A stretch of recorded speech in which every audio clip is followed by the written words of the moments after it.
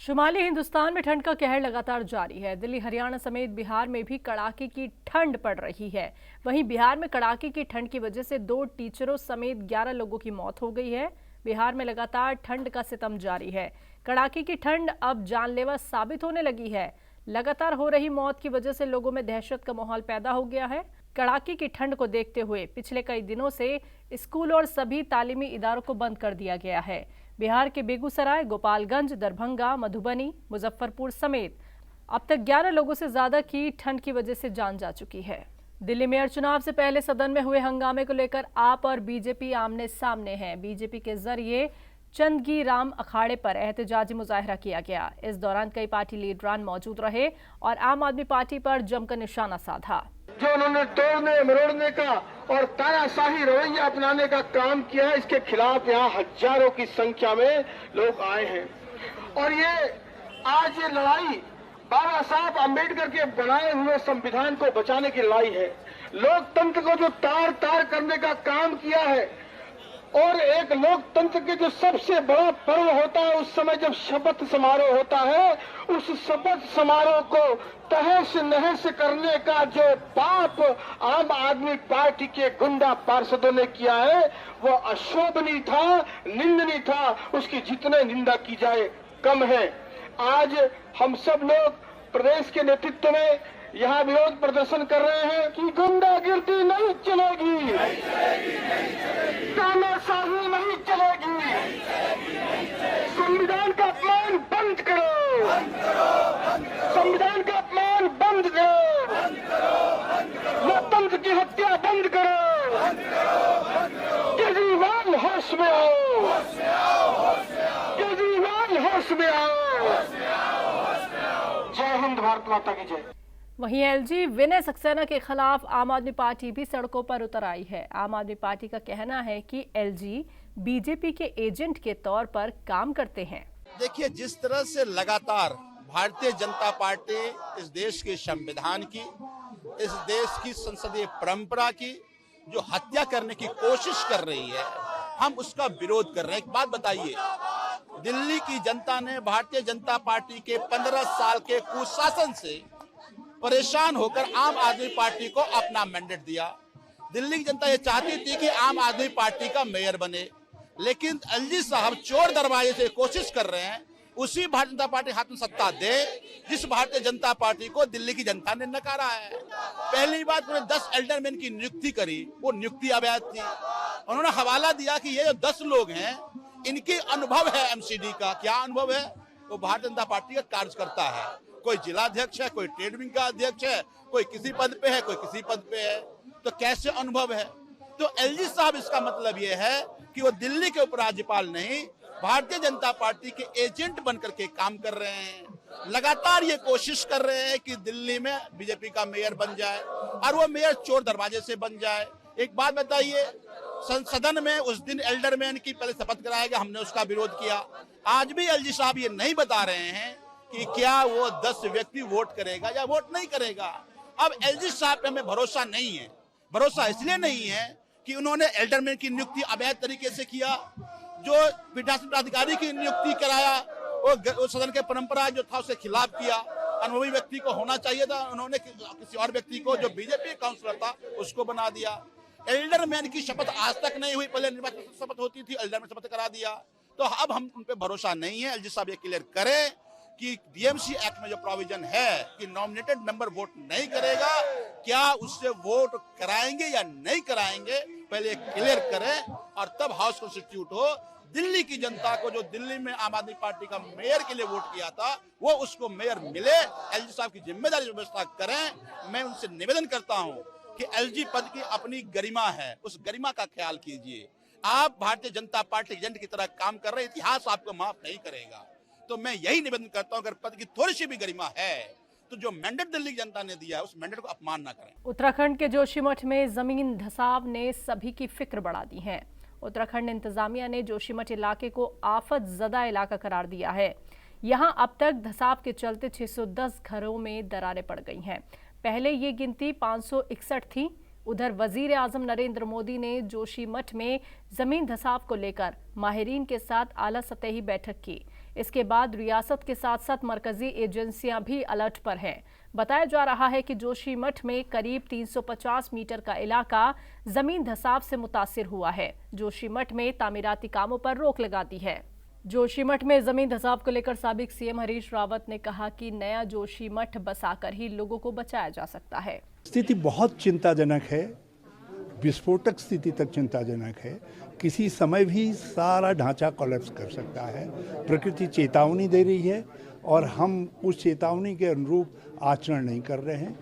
एक ही तरीका है कि जोशीमठ को दूसरी जगह बसाया जाए, नया जोशीमठ बनाया जाए और पुराने जोशीमठ का ट्रीटमेंट किया जाए। जो कारण हैं जोशीमठ के सिंक करने के, जिसके सब लोगों में चर्चा है, उन कारणों में एनटीपीसी की टनल और दूसरे जो 4 धाम यात्रा के निर्माण कार्य इत्यादि हैं, उन सब पर रोक लगाई जाए और इसको राष्ट्रीय आपदा के रूप में ले करके इसका पूरा ट्रीटमेंट किया जाए और यहाँ के प्रभावित परिवारों को बद्रीनाथ की तर्ज पर जो है मुआवजा दिया जाए।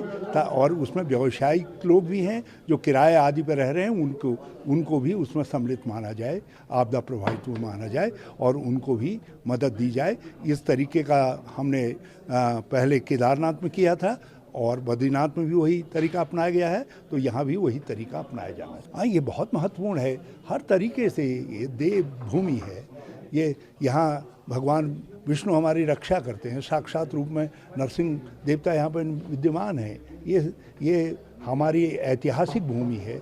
ये कई तरीके की धरोहरें यहाँ पर हैं, तो इसकी रक्षा करना राष्ट्रीय कर्तव्य है। इसको राष्ट्रीय कर्तव्य के रूप में लिया जाना चाहिए। बिहार के वजीर आला इन दिनों समाधान यात्रा पर हैं। वहीं इस दौरान उन्होंने सिवान में एक बयान देते हुए कहा कि मदरसों के विकास के लिए हमने काफी काम किया है, अब मदरसे डिग्री कॉलेज की तरह बनेंगे।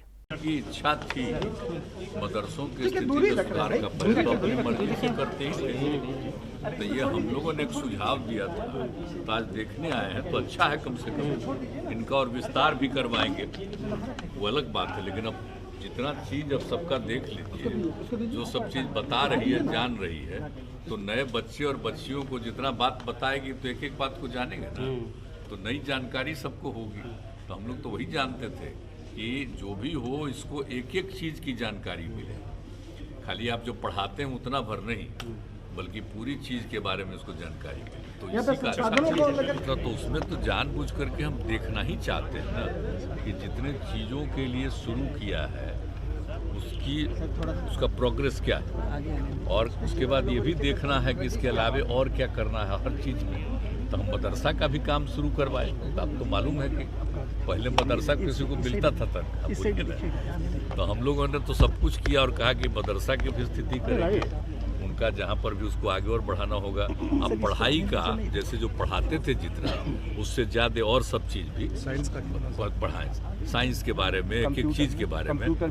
हाँ, तो हर चीज़ के बारे में जो बताया गया तो उसी हिसाब से कर रहे थे, हमको अच्छा लगा। अब इसका ये लोग चाहते हैं कि मदरसा को अब आगे बढ़ा करके एक्सपेंशन करने के लिए तो भी करवा देंगे। लोग चाहते हैं कि डिग्री कॉलेज की तरह इसको भी हाँ कर देंगे, वही तो वही एक्सपेंशन, वही डिग्री वो कर देंगे। तो हमने सुझाव दिया, बगल में इनका जमीन भी है, तो हमने कह दिया किसी का ऊपर करके एक्सटेंशन पढ़ाई वाला इधर करिए और बैठने उसमें रहने के लिए हॉस्टल टाइप का बगल में कर देंगे, तो एक तरह से बड़ा अच्छा हो जाएगा। One rank one pension policy के तहत पेंशन के भुगतान को लेकर भारतीय साबिक सैनिकों के जरिए सुप्रीम कोर्ट में एक अर्जी दाखिल की गई। दाखिल अर्जी में मरकजी सरकार के जरिए पेंशन का भुगतान नहीं किए जाने का जिक्र किया गया है। वहीं सुप्रीम कोर्ट ने मरकजी सरकार को कहा कि 15 मार्च तक भुगतान किया जाए। दरअसल OROP का भुगतान आर्म्ड फोर्सेस के उन एहलकारों को किया जाता है जो एक ही ओहदे पर एक ही मुद्दत की सर्विस पर रिटायर होते हैं, भले ही उनकी रिटायरमेंट की तारीख कुछ भी हो। झारखंड में मुजाहिदीन आज़ादी शेख भिखारी को उनकी शहादत के मौके पर याद किया गया। रियासत के मुख्तलिफ हिस्सों में कई प्रोग्रामों का इनेकाद किया गया। वहीं इस खास मौके पर रांची के डुंडा इलाके में ब्लड डोनेशन कैंप का इनेकाद किया गया, जिसमें बड़ी तादाद में लोगों ने अपनी खून अतिया किया। आज ये लहू बोलेगा के बैनर तले हम लोग एकजा हुए हैं। ये अल्हम्दुलिल्लाह बहुत ज़माने से ये लहू बोलेगा काम करता है, जो नदीम साहब डोरंडा के हैं ये काम करते हैं। साथ में समाज सेवी हाजी इमरान साहब, जिन्होंने हमेशा खिदमत खल्क की है अपनी कौम की। साथ ही साथ मैं आपको बता दूं ये बहुत बड़ा काम है, क्योंकि इसका एहसास हमें उस वक्त हुआ जब हमारे वालिद साहब को लहू की ज़रूरत पड़ी।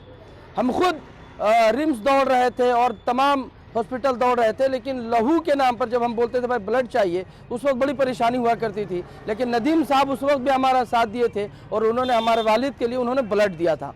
और तब जाकर जब आदमी दौड़ता है, परेशानी होती है कि भाई ब्लड कितनी ज़रूरत की चीज़ है, तब आदमी को एहसास होता है। आज आप देखें यहाँ कि यहाँ जितने लोग हमारे बगल में देखिए एक भाई साहब खड़े हैं, ये लहू एक ऐसी चीज़ है जो आदमी को जोड़ने का काम करता है। जब आप जाएंगे ब्लड डोनेट में तो आप देखेंगे कि नहीं पूछता है कि किसका ब्लड है, बल्कि वो ग्रुप पूछता है किस ग्रुप का ब्लड है, वो नहीं पूछता। तो मैं इससे तमाम लोगों को मुबारकबाद दूंगा कि इसमें ज़्यादा से ज़्यादा जुड़ें और इसको कामयाब बनाएं। के लिए तो बहुत बहुत धन्यवाद देते हैं इमरान भाई का। हम देख रहे हैं कि कुछ समय से इमरान भाई का इस तरह का सामाजिक, और ये तो बहुत बड़ा काम है, चाहे वो आँख का जाँच हो, इस तरह का कार्य में बहुत आगे बढ़ चढ़ कर हिस्सा लेते हैं। और आज का दान जैसे महादान में कहलाता है ब्लड का, खून का, तो ये काम करके वो बहुत पुण्य के भागी हो रहे हैं। हम उनके साथ में हैं और इस तरह का उनका सहयोग के लिए उनका आभार व्यक्त करते हैं। ये जो ब्लड है ये हम ही लोगों के बीच में ड्रोंडा, और आज हमारा दिया हुआ रहेगा ब्लड। आज अगर ब्लड बैंक में हमारा ड्रोंडा के लोगों का जमा रहेगा तो ड्रोंडा के भविष्य में ड्रोंडा के लोगों को मुसीबत के समय बहुत काम आने का काम करें। कि आज यहाँ पे एक ब्लड कैंप लगा है और मेरे हिसाब से मुझे लगता है कि जितने भी हमारे यूथ हैं सबको ब्लड डोनेट करना चाहिए। इससे क्या है कि जो भी गरीब लोग वगैरह जो हॉस्पिटल में जाते हैं, जिनके पास पैसा नहीं है ब्लड खरीदने का, तो जो हम डोनेट करते हैं ना, तो उसी डोनेशन से उनका ब्लड का रिक्वायरमेंट पूरा हो जाता है। तो मुझे लगता है कि सारे यूथ को जो है एटलीस्ट साल में 2 बार ब्लड डोनेट करना चाहिए और ये होना भी चाहिए। और बहुत ज़्यादा खुशी होती है कि हमारा ब्लड किसी दूसरे की जान बचाने का काम आता है। और मेरे हिसाब से तो ये लगता है ना कि अगर लगा है कि कहीं की ये ब्लड डोनेशन है या कोई भी अगर दान करना है तो दान करना चाहिए, चाहे वो किसी चीज़ का है, चाहे ब्लड का रहे या फिर एज पर मनी रहे या फूड बेसिस पे रहे, तो करना चाहिए। इससे क्या ये सारा यूथ को हमारे करना चाहिए। ये एक अच्छा मैसेज रहता है सब लोगों के लिए।